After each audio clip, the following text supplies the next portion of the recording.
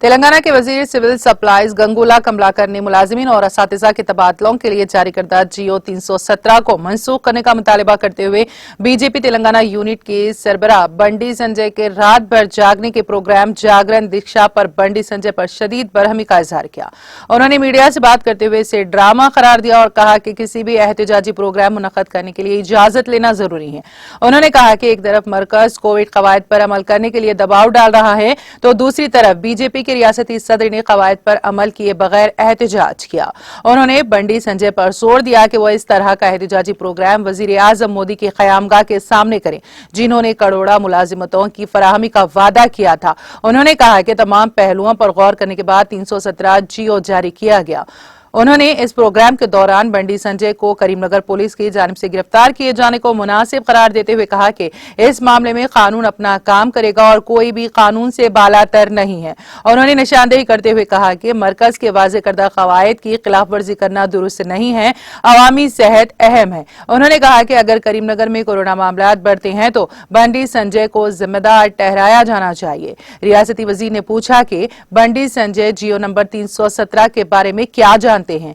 उन्होंने सवाल किया कि इस एहतजाज के दौरान संजय के इर्द गिर्द सैकड़ों लोग मास्क के बगैर क्यों शरीक हुए। करीमनगर के एमपी को कोविड कवायद की खिलाफ वर्जी के लिए जवाबदेह होना चाहिए। उन्होंने इस मामले में चौकसी पर पुलिस को मुबारकबाद देते हुए कहा कि हमारे लिए सियासत अहम नहीं है, करीमनगर जिले के अवाम की सेहत अहम है। राष्ट्र बीजेपी अध्यक्ष बंडी संजय जीवो नंबर 17 మీద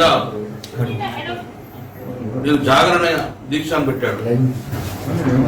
ఇది జాగరణ దీక్ష కాదు, బండి సంజయ్ ఇది డ్రామా దీక్ష.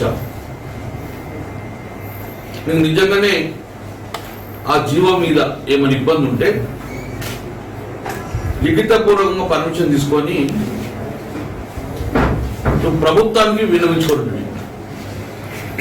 మీ మోడీ గారున రాష్ట్ర ప్రభుత్వాలు ఒత్తిడి తీసుకొస్తారు. కోవిడ్ నిబంధనలు పాటించండి, అవసరం లాక్డౌన్ పెట్టుకుంటుండ్రు. ఎట్టి బస్సులో ర్యాలీలు ఉండొద్దు, మీటింగ్లు ఉండొద్దు, సోషల్ డిస్టెన్స్ పాటించాలి. ఒమిక్రాన్ వస్తుంది, నేషనల్ హెల్త్ అథారిటీ వారు చెప్పడం, సుప్రీంకోర్టు డైరెక్షన్ ఇవ్వడం, హైకోర్టు డైరెక్షన్ ఇవ్వడం, రాష్ట్ర ప్రభుత్వం ఒత్తిడి ఇవ్వడం, ఎట్టి పరిస్థితుల్లో ర్యాలీ ఉండకూడదు, ఎట్టి బస్సులో సమూహం ఉండకూడదు, ఎట్టి బస్సులో 5 కలవకూడదు అని ఒకవైపు కేంద్ర ప్రభుత్వం రాష్ట్ర ప్రభుత్వం ఒత్తిడి చేస్తుంటే नाज़रीन, हमारे टीटीवी न्यूज़ को सब्सक्राइब करिए, बेल आइकॉन को प्रेस करिए, शेयर करिए और लाइक करना ना भूलें। और किसी एडवर्टाइजमेंट से मुताल्लिक़ जानकारी के लिए हमारे इस नंबर पर कॉन्टैक्ट कीजिए। हमारा नंबर है 9550102020।